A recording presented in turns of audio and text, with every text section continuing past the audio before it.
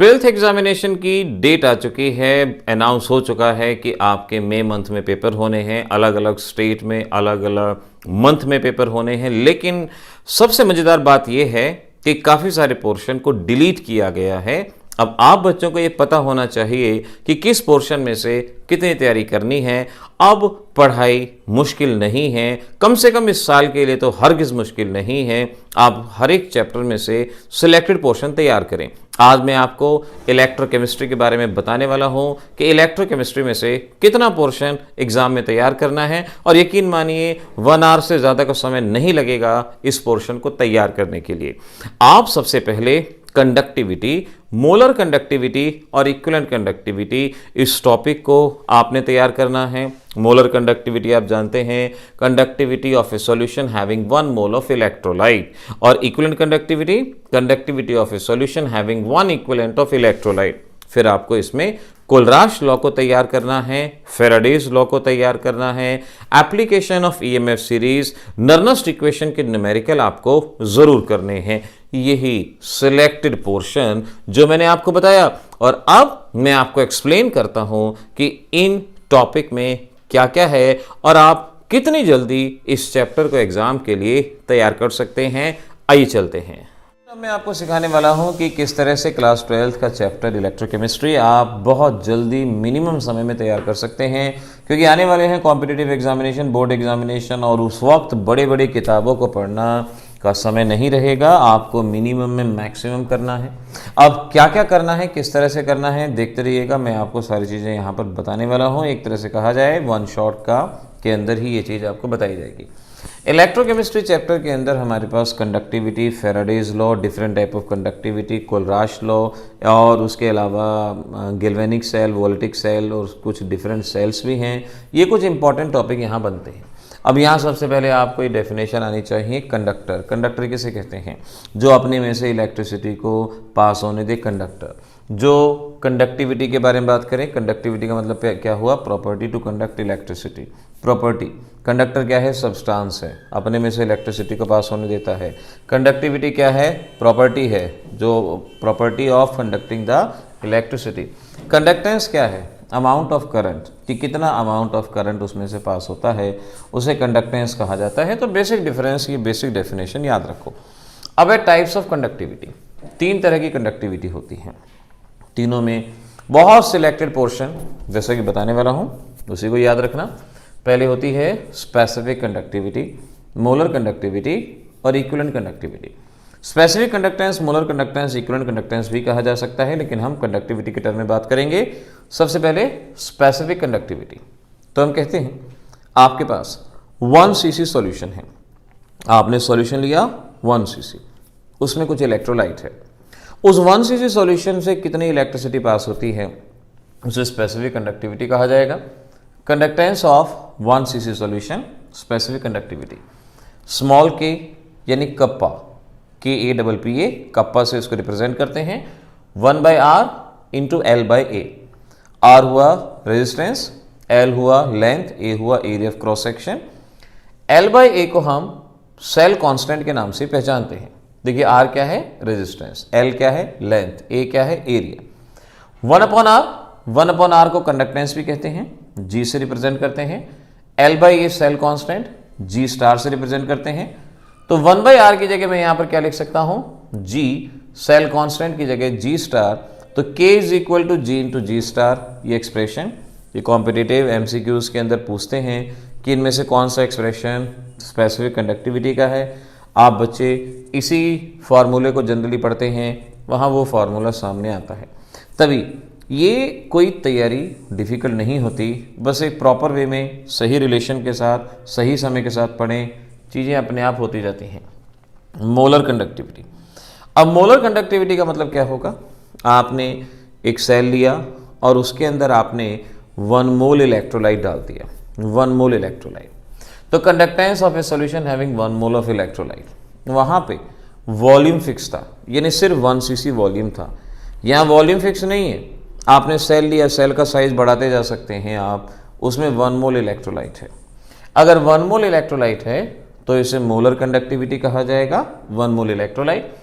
अगर आप किसी भी कंसंट्रेशन पे जैसे आपने 1 मोल उसके अंदर ऐड किया, उसकी मोलैरिटी निकाल ली, या जो भी उसकी मोलैरिटी आ रही है, किसी भी कंसंट्रेशन पे अगर देखते हैं तो इसे molar conductivity at given concentration कहा जाता है, molar conductivity at given concentration.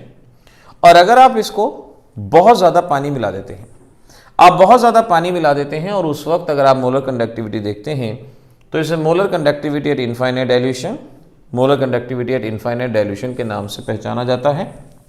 तो किसी गिवन मोलैरिटी पे अगर आपको कंडक्टिविटी दी गई है तो molar conductivity at given concentration, और ये molar conductivity at infinite dilution.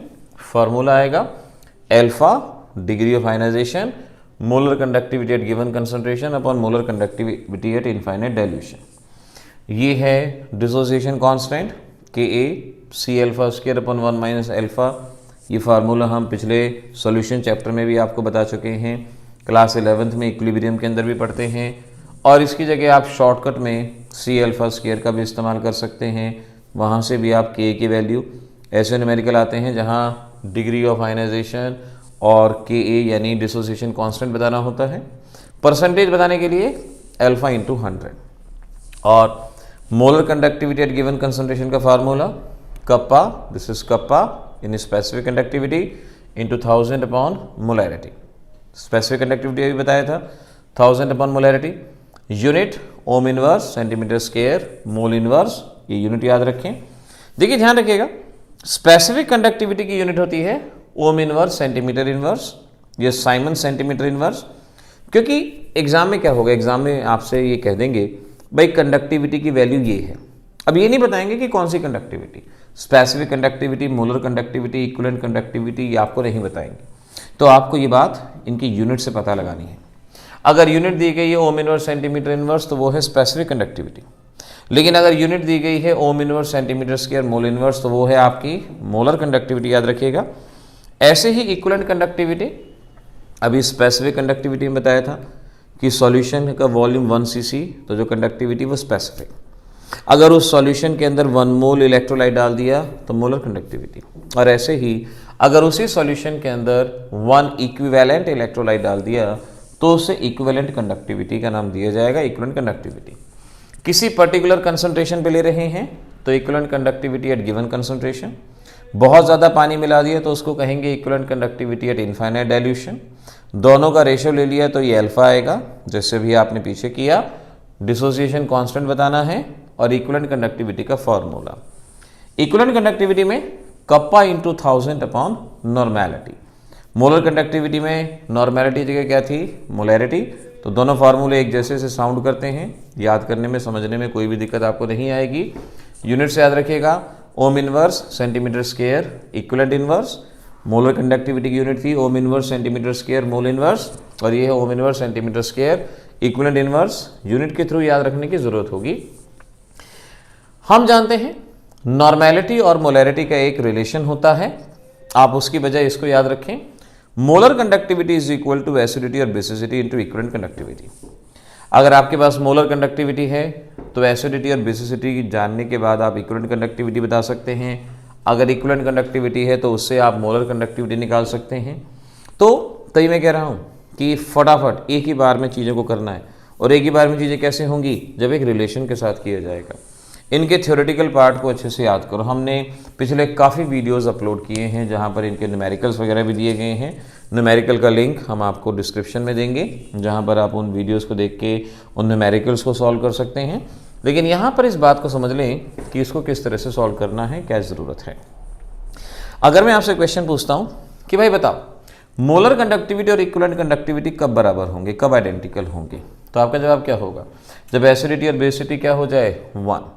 जब एसिडिटी और बेसिसिटी, जिसको एन फैक्टर भी कहा जाता है, जब ये 1 हो जाएगा तो मोलर कंडक्टिविटी इक्विवेलेंट कंडक्टिविटी के बराबर होगा। एक बात सोचो, मैंने 1 cc सॉल्यूशन लिया, 1 cc। अगर मैं 1 cc सॉल्यूशन लेता हूं तो उसकी कंडक्टिविटी को क्या कहेंगे, स्पेसिफिक कंडक्टिविटी।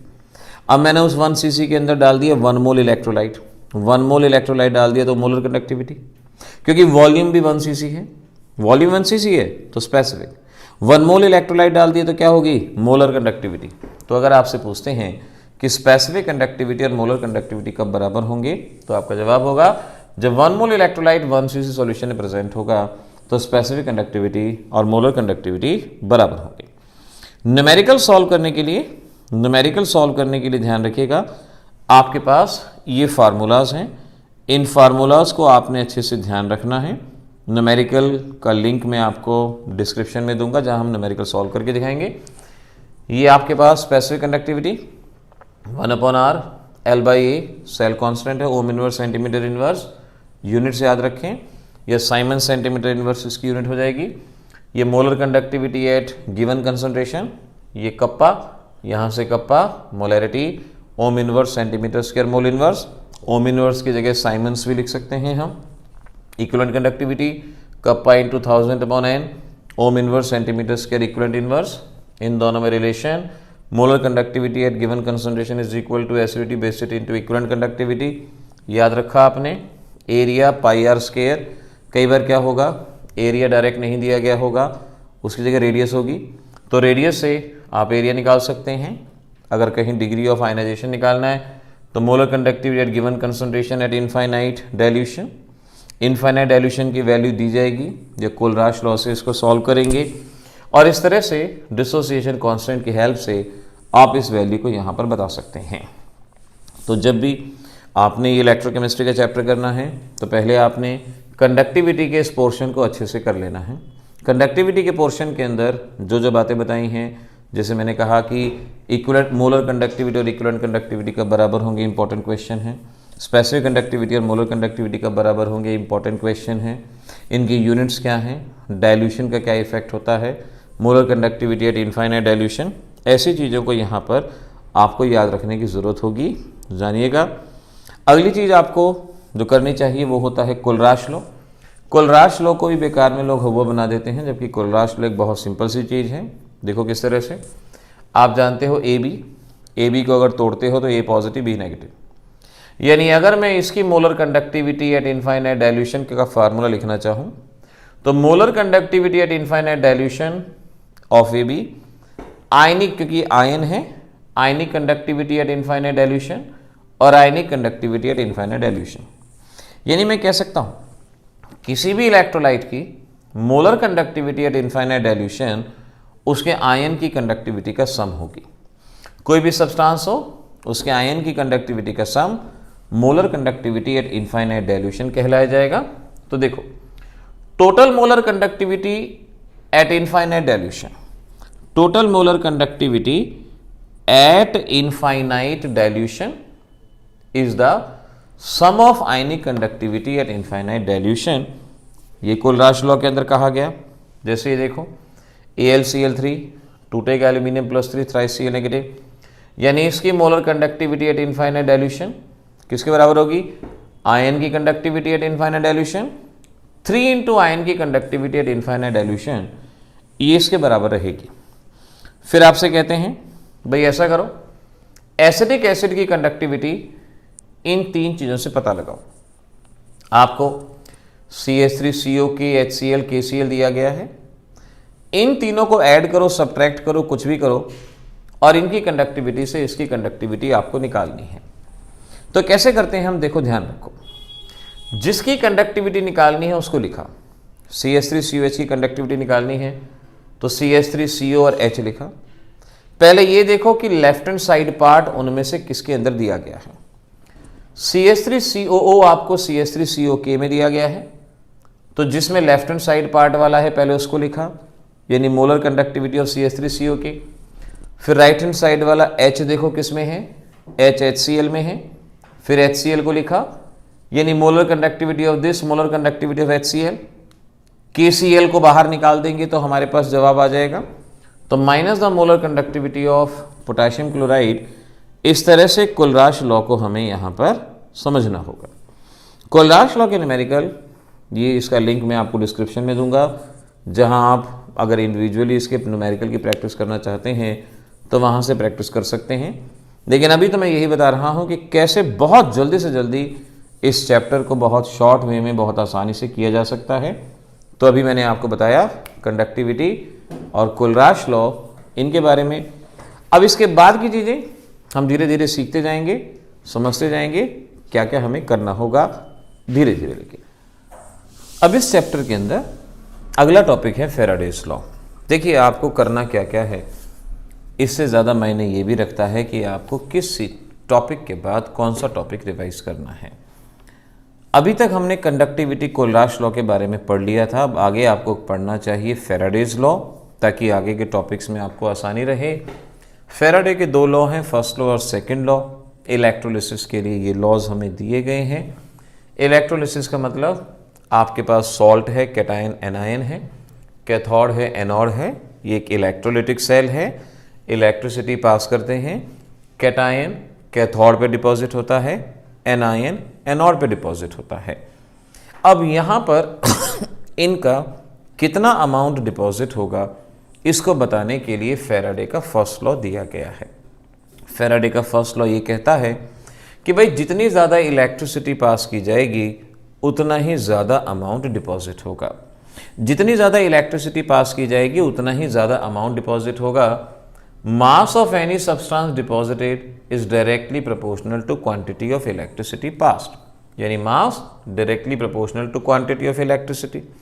प्रोपोर्शनैलिटी का साइन हटाएंगे, Z आएगा, Z को हम इलेक्ट्रोकेमिकल इक्विवेलेंट ECE अलग से नोट कर लीजिएगा, इलेक्ट्रोकेमिकल इक्विवेलेंट और ECE के नाम से जानते हैं।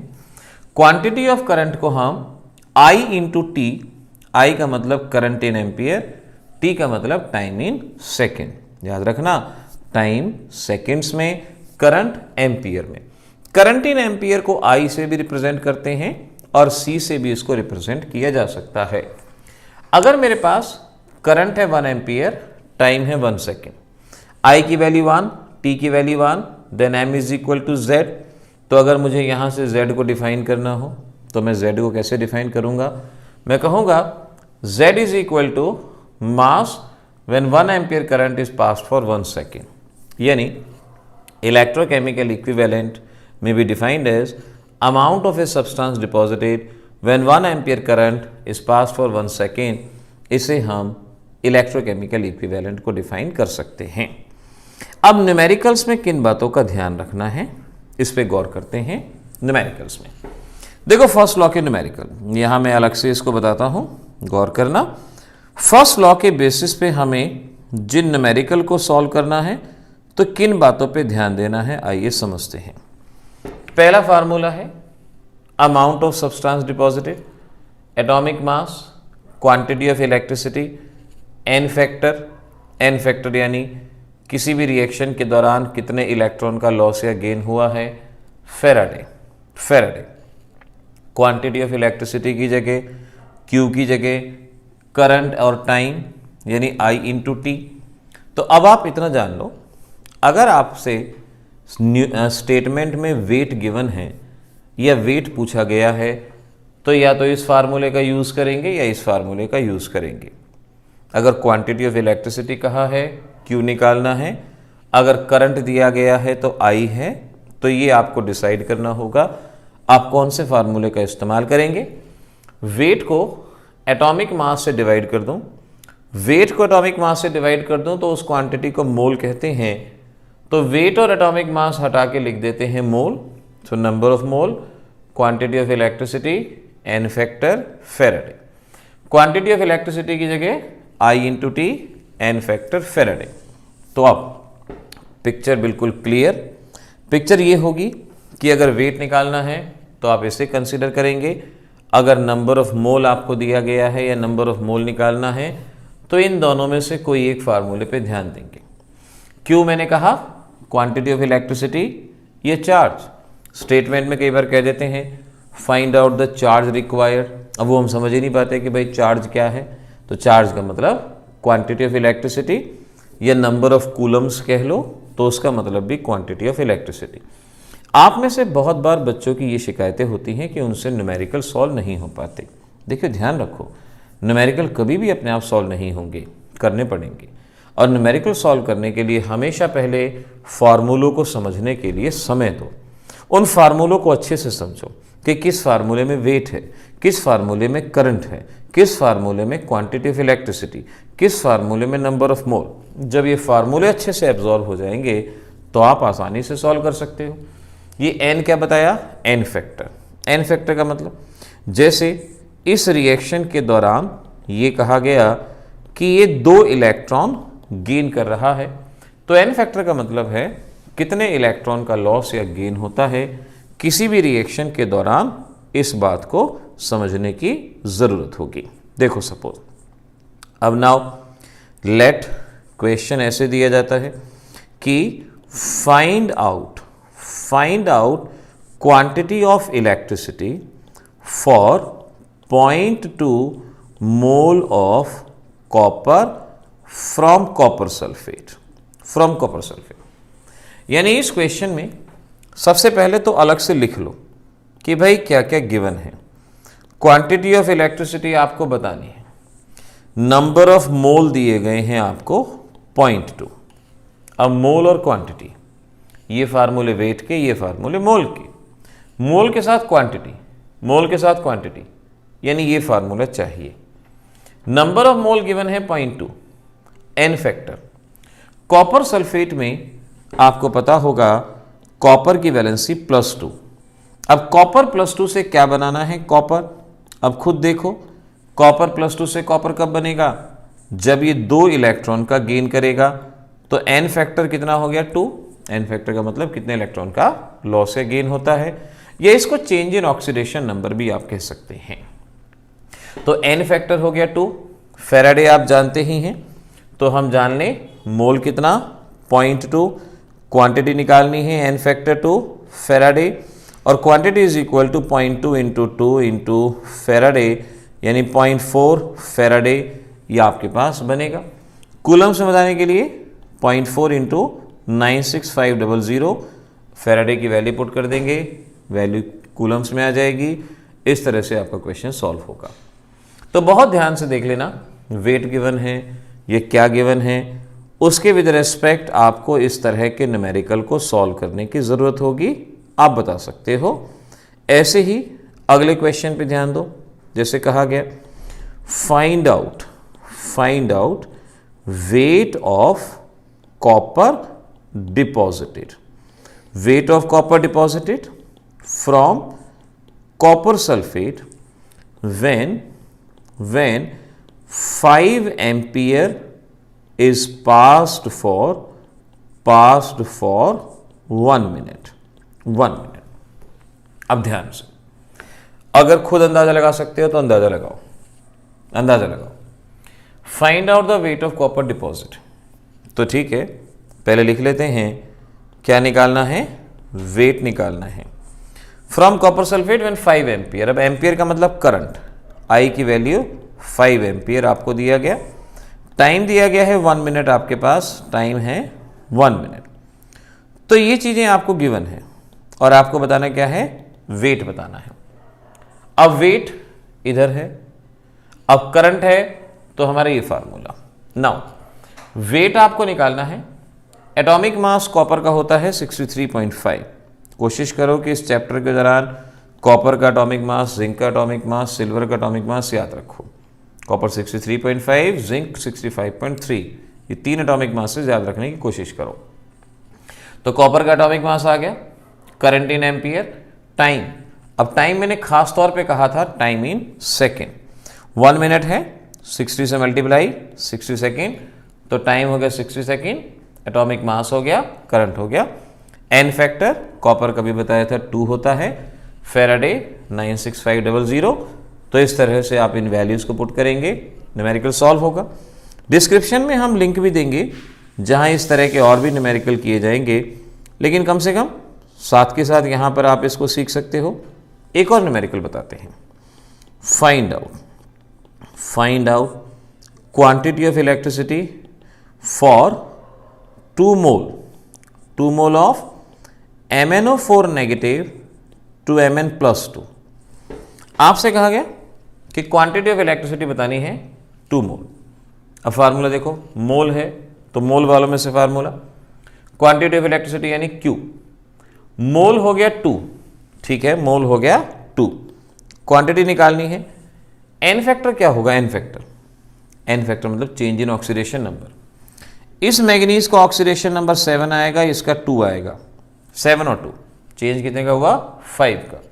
तो एन फैक्टर हो गया 5, इंटू फेराडे, तो Q is equal to 10 Faraday. Coulombs में करने के लिए वैल्यू पुट कर देंगे फेराडे की। इस तरह से आपका इक्वेशन सॉल्व होके बनेगा। तो ये फेराडेज के न्यूमेरिकल आपने कर लेने हैं। एनसीईआरटी के भी 3-4 न्यूमेरिकल हैं, तो ये सभी न्यूमेरिकल कोशिश करें बिल्कुल इसी पैटर्न में जैसे मैंने बताया है, इसी तरह से इनको सॉल्व करने की कोशिश करें। आपके लिए टॉपिक हरगिज मुश्किल नहीं रहेंगे। ये था हमारा फेराडेज का फर्स्ट लॉ। अब चलो फेराडे के सेकंड लॉ पे। सेकंड लॉ, फेराडे का सेकंड लॉ दिया जाता है जैसे आपसे कहा गया, भाई एक कंटेनर में एक मेटल है, एक कंटेनर में दूसरा मेटल है। एक कंटेनर में एक मेटल है, एक कंटेनर में दूसरा मेटल है। दोनों में similar amount of electricity pass की जा रही है। किसका अमाउंट ज्यादा डिपॉजिट होगा? पिछले लॉ में यह बताया था कि जितनी इलेक्ट्रिसिटी ज्यादा जाएगी उतना ज्यादा अमाउंट होगा। अब हम कह रहे हैं कि भाई इलेक्ट्रिसिटी तो सेम जा रही है, दो डिफरेंट मेटल हैं, आपको बताना है किसका अमाउंट ज्यादा होगा। तो हमारा ये लॉ कहता है जिसका इक्विवेलेंट मास ज्यादा होगा उसी का ज्यादा अमाउंट डिपॉजिट होगा, जिसका equivalent mass. If similar quantity of electricity is pass through the different electrolyte, the mass of different ion deposit is directly proportional to equivalent mass. जिसका इक्विवेलेंट मास ज्यादा होगा उसी का ज्यादा अमाउंट डिपॉजिट होगा। तो weight of A equivalent mass of A, weight of B equivalent mass of B. Equivalent mass को मैं atomic mass upon N factor से निकालता हूं, तो इक्विवेलेंट मास ऑफ ए की जगह लिख दूंगा atomic mass of A N factor of A, equivalent mass of B की जगह atomic mass of B N factor of B. इस तरह से बात यहां पर बन जाएगी। ये मैं यहां पर कह सकता हूं, ऐसे इसको सॉल्व किया जाएगा। अब देखो, आपसे क्वेश्चन ये पूछा गया, आपसे क्वेश्चन ये पूछा गया, ये कहा गया कि भाई एक आपके पास AgNO3 है, एक में आपके पास कॉपर सल्फेट है।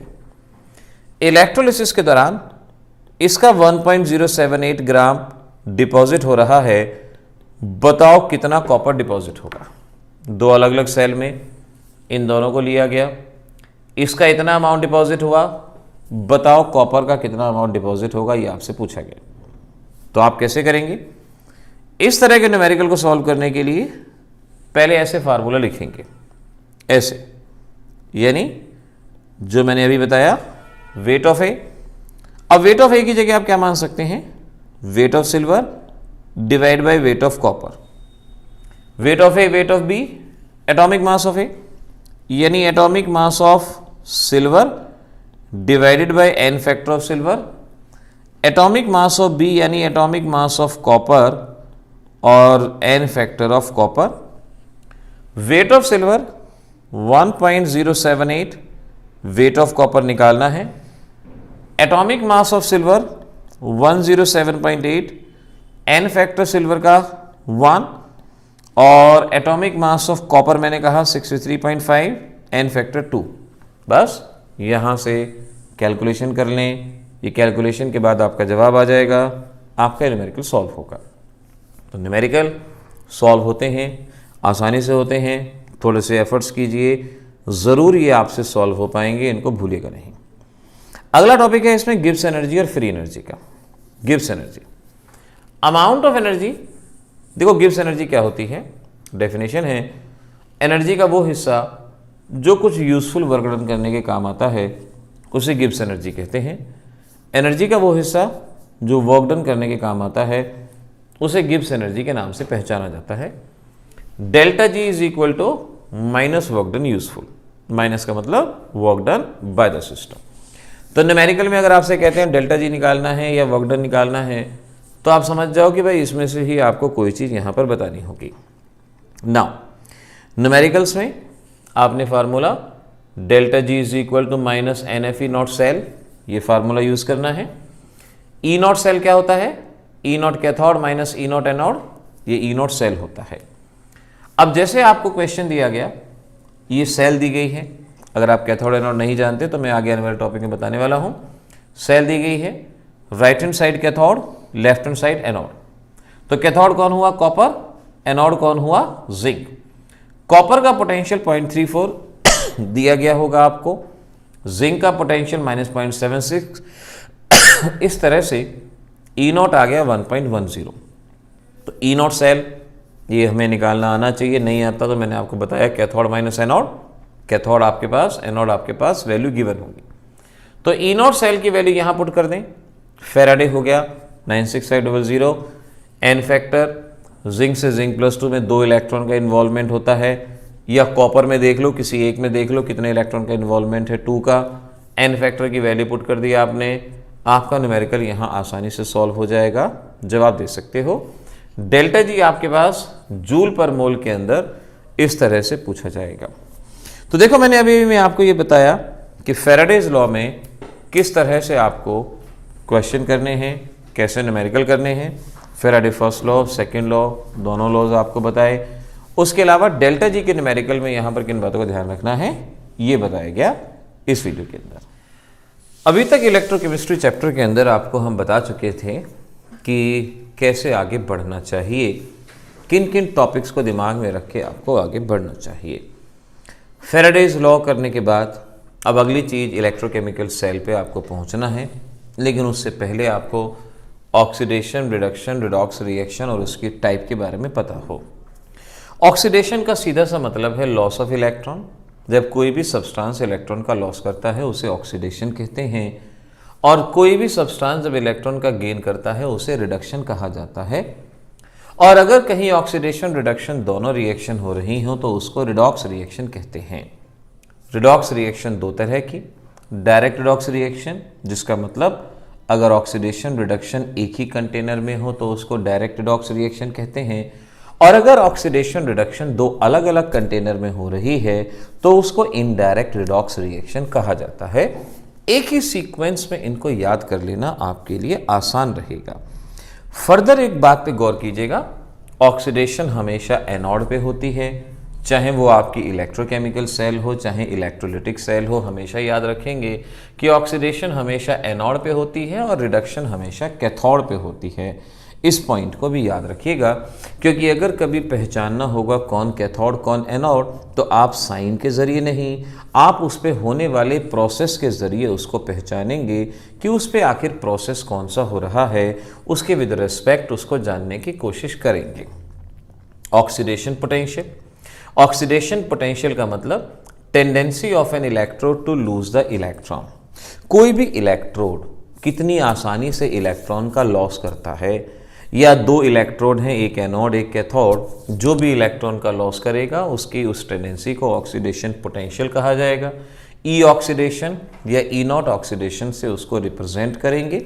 जहाँ तक सिंबल की बात है, E naught A oblique A positive, यानी लेफ्ट टू राइट देखो क्या मालूम पड़ेगा, ए ने इलेक्ट्रॉन का लॉस किया, देखते ही मालूम पड़ेगा लेफ्ट टू राइट, +1 से +2, +1 से +2। ये ध्यान से कि जब जब इलेक्ट्रॉन का लॉस दिखेगा, यहाँ पर मैं कह सकता हूँ रिप्रेजेंटेशन में लेफ्ट टू राइट मूव करें। अगर चार्ज पॉजिटिव एंड की तरफ बढ़ रहा है वो हमेशा ऑक्सीडेशन पोटेंशियल कहलाया जाएगा। रिडक्शन पोटेंशियल का मतलब tendency of an electrode to gain the electron. दो इलेक्ट्रोड्स में से जिसकी तरफ इलेक्ट्रॉन जाते हैं जो इलेक्ट्रॉन को गेन करता है रिडक्शन पोटेंशियल कहा जाता है। E reduction, normal reduction potential, standard reduction potential, E naught reduction. Representation में याद रखो, अगर लेफ्ट टू राइट जाने में आप नेगेटिव की तरफ चार्ज को बढ़ा रहे हो, स्केल मान लो 0 सेंटर में होता है, इधर नेगेटिव बढ़ता है इधर पॉजिटिव बढ़ता है। अगर नेगेटिव की तरफ बढ़ रहा है, जैसे 0 से -1, +1 से 0, नेगेटिव की तरफ बढ़ रहा है तो उसे रिडक्शन पोटेंशियल कहा जाता है। तो अब ऑक्सीडेशन हो गया, ऑक्सीडेशन पोटेंशियल हो गया, रिडक्शन हो गया, रिडक्शन पोटेंशियल हो गया। इनडायरेक्ट रिडॉक्स रिएक्शन किसको कहते हैं ये भी हम बता चुके हैं। हमेशा ध्यान रखेंगे एक एलिमेंट का ऑक्सीडेशन पोटेंशियल भी होता है, रिडक्शन पोटेंशियल भी होता है। Oxidation potential is equal to minus the reduction potential. अगर मैं कहता हूँ कि भाई जिंक है, इसका oxidation potential 0.76 volt, zinc oxidation potential 0.76 volt, बताओ उसका रिडक्शन पोटेंशियल क्या होगा, -0.76 वोल्ट। तो जो भी ऑक्सीडेशन पोटेंशियल है उसके ऑपोजिट साइन के साथ रिडक्शन पोटेंशियल। और हमारे जितने भी फार्मूले इस चैप्टर के डिज़ाइन किए गए हैं वो रिडक्शन पोटेंशियल के टर्म में डिज़ाइन किए गए हैं।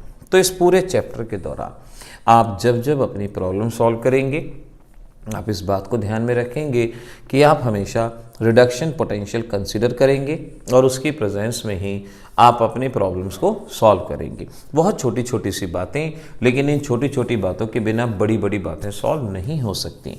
तो बहुत ज़रूरी है इन छोटी छोटी बातों को दिमाग में रखना और इसके विद रिस्पेक्ट अपनी प्रॉब्लम्स को आगे सॉल्व करना। अब बात करते हैं हम इलेक्ट्रोकेमिकल सेल की। आखिर इलेक्ट्रोकेमिकल सेल क्या है, किस तरह से है, इसके बारे में आपको समझाते हैं। तो ध्यान रखें, arrangement which generate electricity bye indirect redox reaction. चलिए मैं इसको आपको अलग से इसको बना के दिखाता हूं कि आखिर इसमें किन किन बातों का आपको ध्यान रखना है। देखिए, ये एक कंटेनर, यहां है दूसरा कंटेनर, ये दो कंटेनर हमारे पास हैं। एक कंटेनर में एक इलेक्ट्रोड होगा और दूसरे कंटेनर में दूसरा इलेक्ट्रोड। क्योंकि यहाँ ऑक्सीडेशन रिडक्शन दो अलग अलग वेसल में होंगी, तो दो अलग अलग वेसल। लेट ये है कॉपर, सॉल्यूशन है कॉपर सल्फेट का। लेट ये है जिंक, सॉल्यूशन है जिंक सल्फेट का। ये सॉल्यूशन है 1 मोल।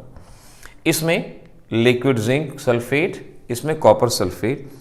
इन दोनों को हमने कॉपर वायर के थ्रू कनेक्ट किया, दोनों को कॉपर वायर के थ्रू कनेक्ट किया।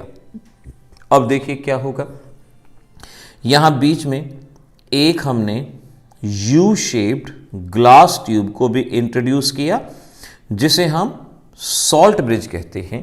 This is salt bridge. इसमें कैटायन एनायन लाइक के positive, NO3 negative, potassium nitrate या कोई भी कैटायन एनायन, अमोनियम नाइट्रेट, कुछ भी कैटायन एनायन होते हैं, इसे सॉल्ट ब्रिज कहा जाता है। इस अरेंजमेंट को हम थोड़ी देर ऐसे ही पड़ा रहने देते हैं, इसको ऐसे ही पड़ा छोड़ देते हैं। कुछ समय बाद हम क्या देखते हैं कि जिंक रॉड का साइज धीरे धीरे कम होता चला जाता है। यानी जिंक रॉड, इसका साइज धीरे धीरे कम होता चला जाता है और कॉपर रॉड के ऊपर रेड कलर डिपॉजिट होता चला जाता है। जब हम इसको थोड़ी देर तक पड़ा रहने देते हैं तो ये कुछ चेंजेस यहाँ पे ऑब्जर्व होते हैं। आखिर ऐसा क्यों होता है, कारण क्या है? कारण देखो क्या है, ये जिंक है। जिंक अपने इलेक्ट्रॉन का लॉस करता है। जिंक इलेक्ट्रॉन का लॉस करता है और जिंक आयन की फॉर्म में सॉल्यूशन को ऑक्यूपाई करता है। यानी इस जिंक ने क्या किया, इसने अपने इलेक्ट्रॉन का लॉस किया और ये इलेक्ट्रॉन यहां से ट्रांसफर हुए, इधर को चले और जिंक आयन सॉल्यूशन में आ गया। तो जिंक रॉड मेल्ट होने का कारण हो गया ऑक्सीडेशन ऑफ जिंक।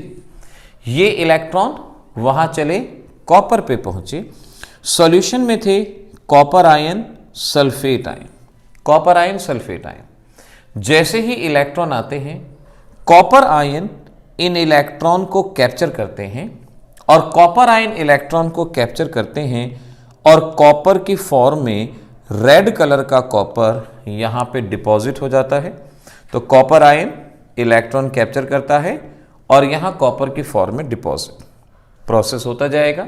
इलेक्ट्रॉन आएंगे, कॉपर आयन वहां जाएंगे, सल्फेट आयन सॉल्यूशन में बचे रह जाएंगे। हम कह सकते हैं कि ये सारा प्रोसेस अपने आप हो रहा है, एक स्पॉन्टेनियस रिएक्शन। इस रिएक्शन को माना जाएगा, सारा प्रोसेस ऑटोमेटिकली अपने आप चलता जा रहा है, स्पॉन्टेनियस प्रोसेस इसको कहा जाएगा। ध्यान रखना, यहाँ ऑक्सीडेशन, और मैंने अभी बताया था जहाँ ऑक्सीडेशन होता है उसे हम एनोड कहते हैं। यहाँ ऑक्सीडेशन, तो ये हुआ एनोड। क्योंकि यहाँ लगातार इलेक्ट्रॉन जनरेट हो रहे हैं तो इस पे चार्ज होगा नेगेटिव, चार्ज होगा नेगेटिव, क्योंकि इलेक्ट्रॉन जनरेट हो रहे हैं।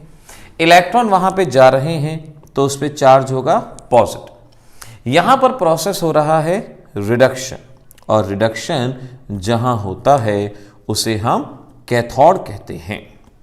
तो इस तरह के अरेंजमेंट में जहां पर इनडायरेक्ट रिडॉक्स रिएक्शन होती हैं, ऑक्सीडेशन रिडक्शन अलग अलग कंटेनर में होते हैं, इलेक्ट्रिसिटी जनरेट होती है। इसे इलेक्ट्रोकेमिकल सेल, गैल्वेनिक सेल के नाम से पहचाना जाता है। यहाँ एनोड पे नेगेटिव चार्ज, कैथोड पे पॉजिटिव चार्ज। दूसरी तरह की सेल होती हैं जिनको इलेक्ट्रोलिटिक सेल कहते हैं, जहां चार्जेस ऑपोजिट होते हैं, लेकिन प्रोसेस सेम होता है। आप ध्यान रखिएगा, आप एनोड कैथोड को उनके प्रोसेस से याद रखो कि एनोड वो है जिसपे ऑक्सीडेशन, और ऑक्सीडेशन यहाँ हो रहा है और उस पर चार्ज नेगेटिव क्योंकि इलेक्ट्रॉन जनरेट हो रहे हैं, और कैथोड पे हुआ रिडक्शन, इसको याद रखेंगे। अच्छा, इलेक्ट्रॉन का फ्लो कहाँ से कहाँ हो रहा है बताइए, एनोड टू कैथोड। तो करंट कहाँ फ्लो करेगा, करंट इलेक्ट्रॉन के ऑपोजिट, यानी कैथोड टू एनोड करंट का फ्लो रहेगा, उसके ऑपोजिट डायरेक्शन में ये फ्लो बनेगा, ये याद रख सकते हो। सॉल्ट ब्रिज क्या करेगा, अब जैसे जैसे समय बीतेगा यहाँ पॉजिटिव चार्ज बढ़ेगा, और पॉजिटिव चार्ज इतना बढ़ जाएगा कि वो इलेक्ट्रॉन को रोक लेगा, इलेक्ट्रॉन को जाने नहीं देगा। अब इलेक्ट्रॉन को अगर ये रोक लेगा तो इलेक्ट्रॉन नहीं जाएगा, करंट नहीं आएगा, सेल काम नहीं करेगी। बाय चांस इलेक्ट्रॉन चला भी गया तो वहाँ नेगेटिव चार्ज है, नेगेटिव इलेक्ट्रॉन को रिपेल करेगा, आने नहीं देगा।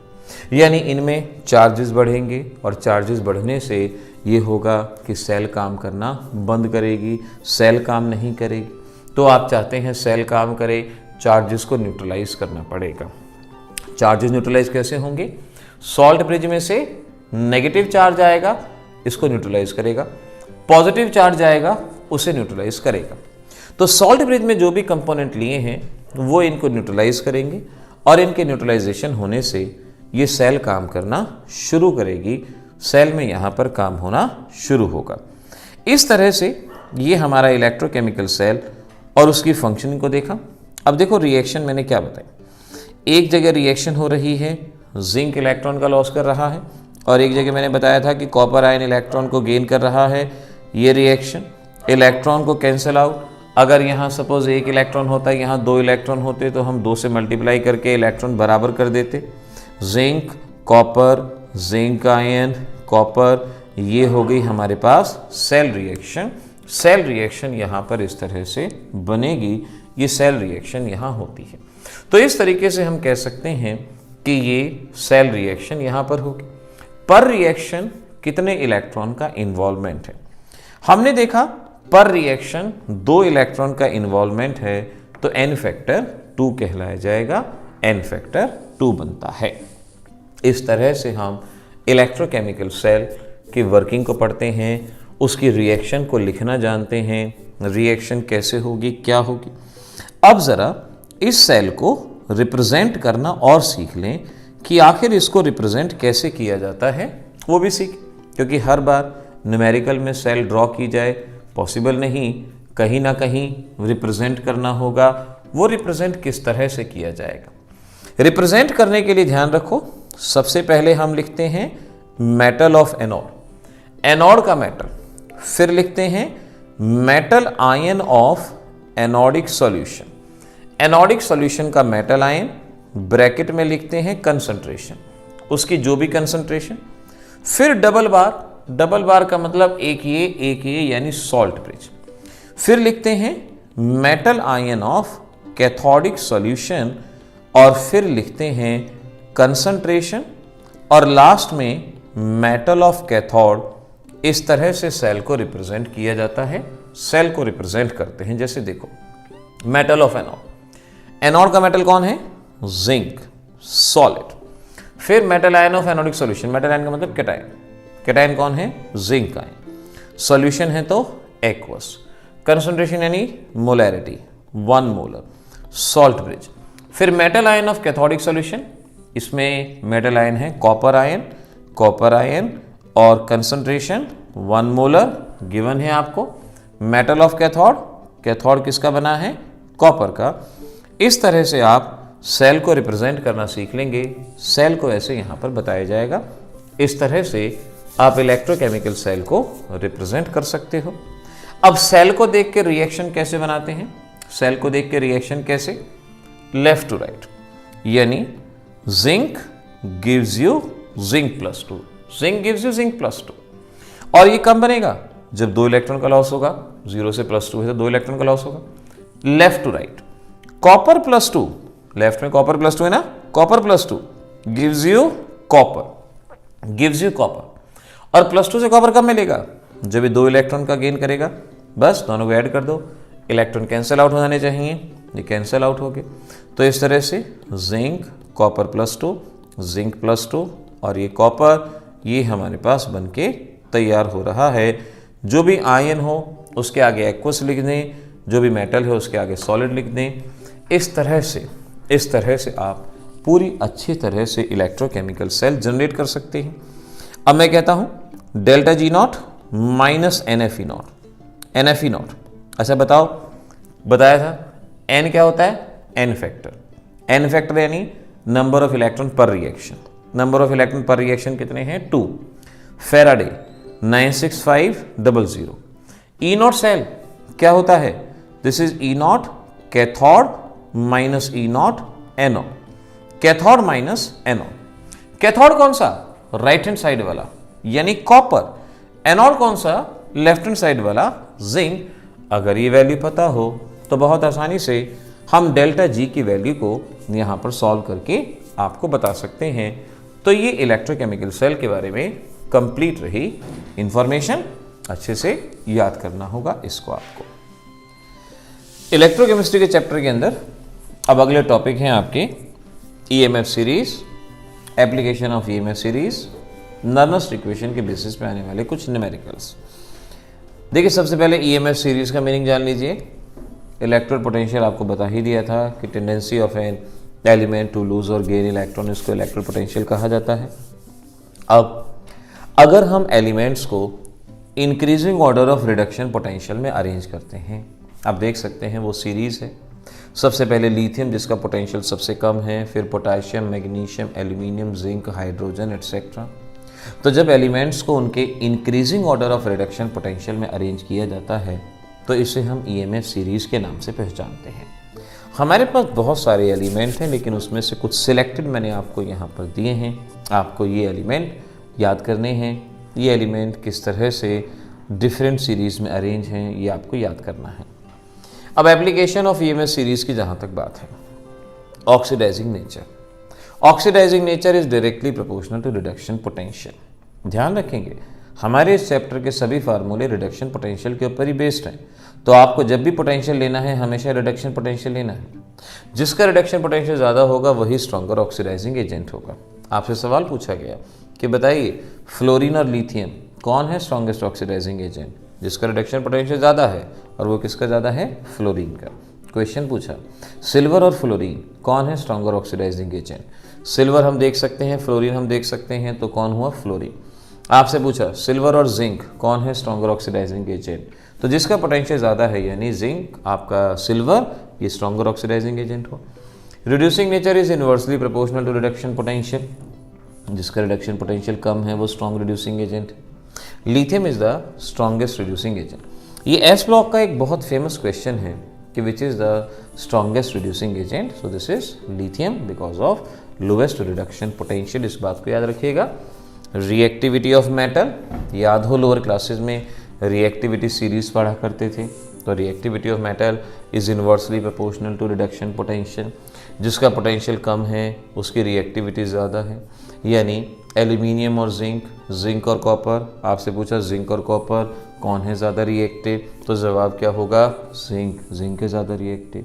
कॉपर और सिल्वर कौन है ज़्यादा रिएक्टिव? तो जिसका पोटेंशियल कम है, कम किसका है? कॉपर का। कॉपर हुआ ज़्यादा रिएक्टिव। तो इस तरह से रिएक्टिविटी में अरेंज करना हो, रिड्यूसिंग नेचर में जानना हो, हम इन सारी चीज़ों को यहाँ पर बता सकते हैं। लेकिन इस सभी में सबसे ज़्यादा इम्पॉर्टेंट है storage of solution. Storage of solution में देखिए इस तरह की प्रॉब्लम आपसे पूछी जाती है।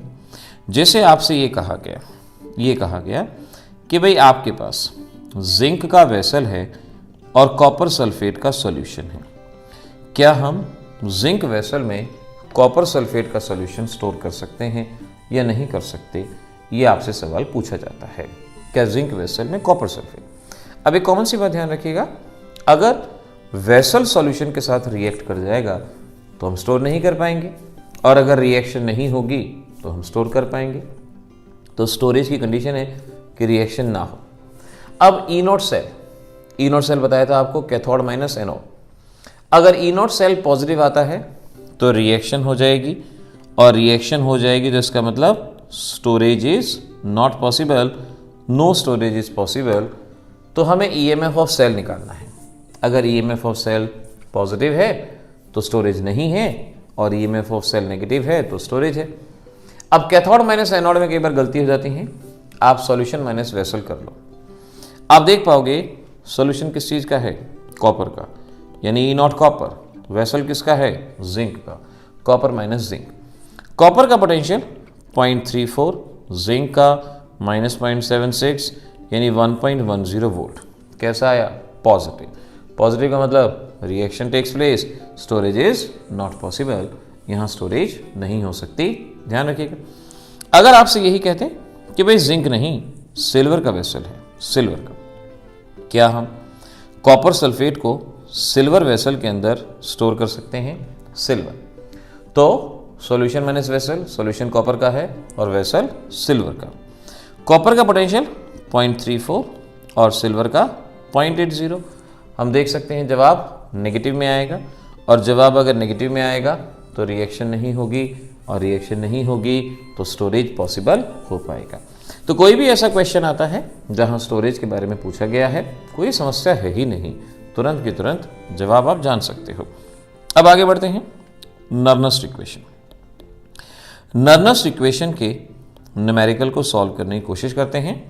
नर्नस्ट इक्वेशन, अब नर्नस्ट इक्वेशन का डेरिवेशन तो आपके सिलेबस में नहीं है, सीधा नर्नस्ट इक्वेशन का इस्तेमाल करना आपको आना चाहिए, डेरिवेशन नहीं है।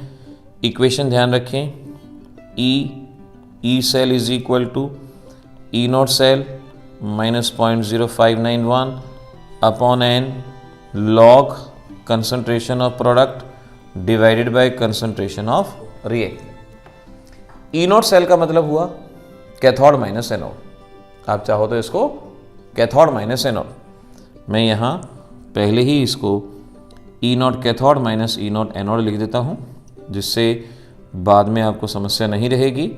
सो this is E naught cathode minus E naught anode, ये हमने यहाँ पर लिखा।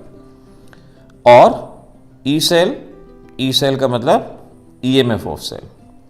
तो हमारे पास ये फार्मूला है, एन है आपका एन फैक्टर, सिखा चुका हूँ एन फैक्टर कैसे निकालते हैं।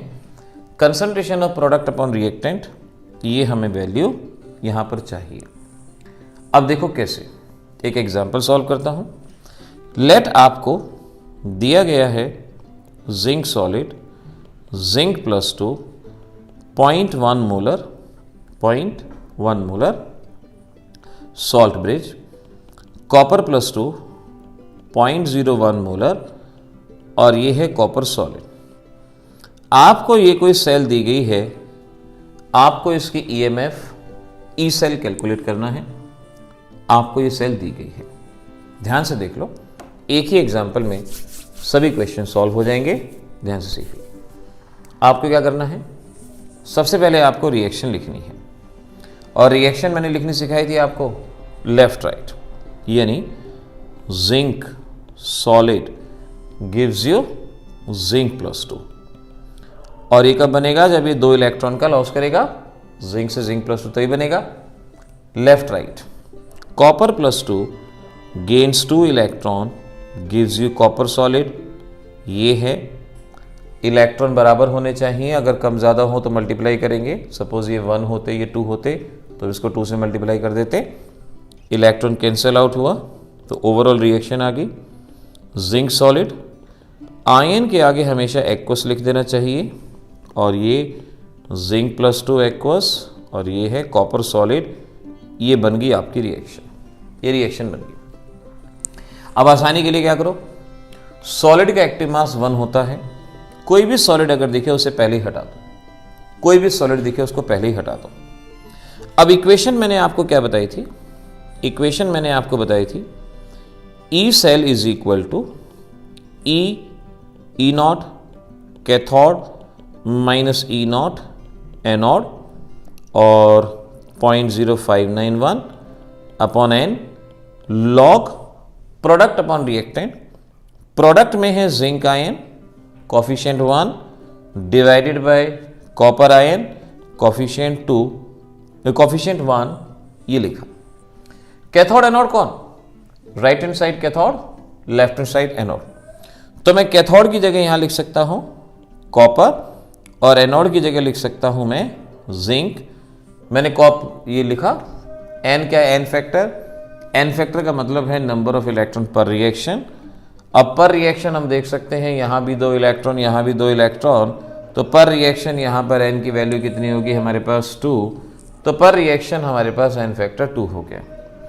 अब आपने यहां पर कंसंट्रेशन की वैल्यू पुट करनी है। जिंक आयन कंसंट्रेशन हमारे पास गिवन है 0.1 मोलर, कॉपर आयन कंसंट्रेशन हमारे पास गिवन है 0.01 मोलर। अब इन वैल्यूज को हम पुट करेंगे। कॉपर का पोटेंशियल हमें पता होना चाहिए, तभी मैंने आपको याद करने को कहा, नहीं तो आपको दिया भी जाएगा एग्जाम में। और ये आपके पास 0.34 कॉपर का, जिंक का -0.0591/2 लॉग जिंक आयन कंसंट्रेशन ये आ गई 0.1, कॉपर आयन कंसंट्रेशन 0.01। पॉइंट हटाया लॉग 10 बचेगा और ये हम कहेंगे 1.10 0.0591/2 लॉग 10। लॉग 10 1 होता है, तो ये सॉल्व करके 1.10 -0.0591 0.0591/2 लॉग 10 1, बस इसको सॉल्व कर लेंगे, हमारा जवाब यहाँ पर बनेगा। इस तरह से हमें नर्नस्ट इक्वेशन में आने वाले क्वेश्चन को सॉल्व करने की ज़रूरत होगी और बहुत आसानी से आप इस टाइप के क्वेश्चन को यहाँ पर सॉल्व कर सकते हो। तो इस तरह से ये तो बात रही नर्नस्ट इक्वेशन के न्यूमेरिकल की। मैं इसमें एक न्यूमेरिकल की प्रैक्टिस आपको और करवा देता हूँ ताकि थोड़ा सा पक्का हो जाइए। लेट आपको सेल दी गई है chromium +3 0.1 molar, salt bridge Fe+2 0.01 molar और ये है आयरन ई दिया गया।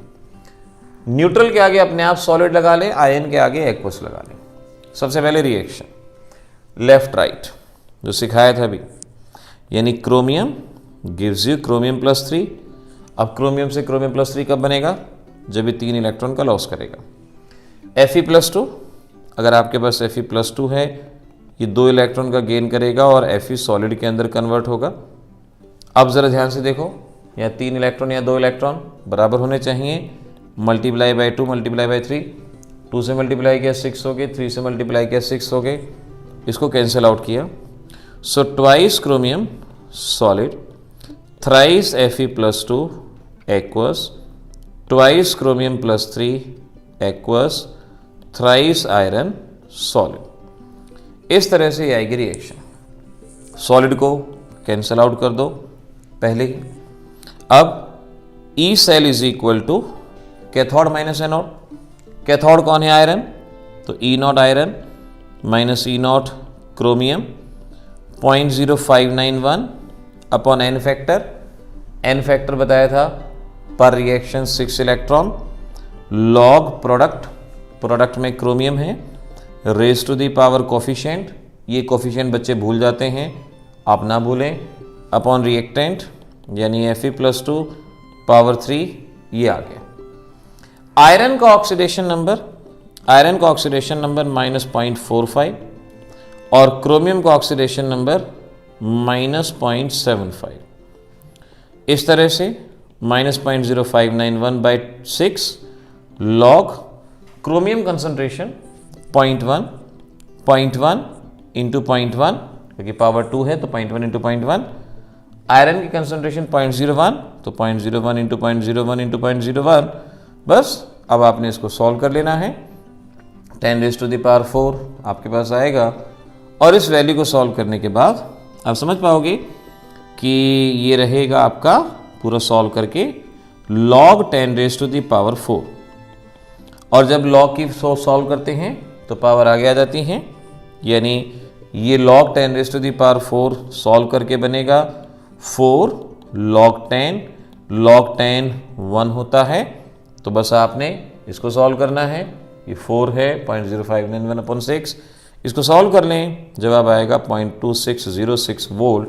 ये आपका जवाब यहाँ पर बनेगा। तो नर्नस्ट इक्वेशन के ये सभी क्वेश्चंस बिल्कुल आइडेंटिकल वे में, जैसा कि मैंने बताया, आपने इसी तरह से सॉल्व करने हैं। एनसीईआरटी के अंदर 4 क्वेश्चन गिवन हैं। एनसीईआरटी बुक में 4 क्वेश्चन हैं, उन चारों क्वेश्चंस को सॉल्व कर लेंगे, हमारा टॉपिक अच्छे से तैयार हो जाएगा। अब ध्यान रखिएगा, डिस्क्रिप्शन में आपको लिंक देंगे जहां पर आप इनकी और प्रैक्टिस के लायक वीडियोस देख सकते हैं, जिसमें फर्दर हमने एमसीक्यूज़ लेवल के लिए, जो बच्चा एमसीक्यूज़ की तैयारी करना चाहे उसके लिए बताया गया है, इलेक्ट्रोलिसिस के बारे में भी बताया गया है। और जहां तक सेल की बात है तो मैं कहूँगा फ्यूल सेल इस चैप्टर में से जरूर, फ्यूल सेल की रिएक्शन सिंपल सी रिएक्शन है, उसको याद कर लेना है। लेड सेल के बारे में आपने चार्जिंग और रिचार्जिंग की रिएक्शन याद कर लेनी है। ये चैप्टर आपका पूरी तरह से एग्जाम के लिए तैयार हो जाएगा, इन पॉइंट्स को याद रखना। तो इस तरह से बच्चों, ये हमारा चैप्टर इलेक्ट्रोकेमिस्ट्री यहाँ पर फिनिश होता है। जैसे बताया उसी तरह से इसको याद कीजिए, आसानी से तैयारी होती जाएगी। All the best.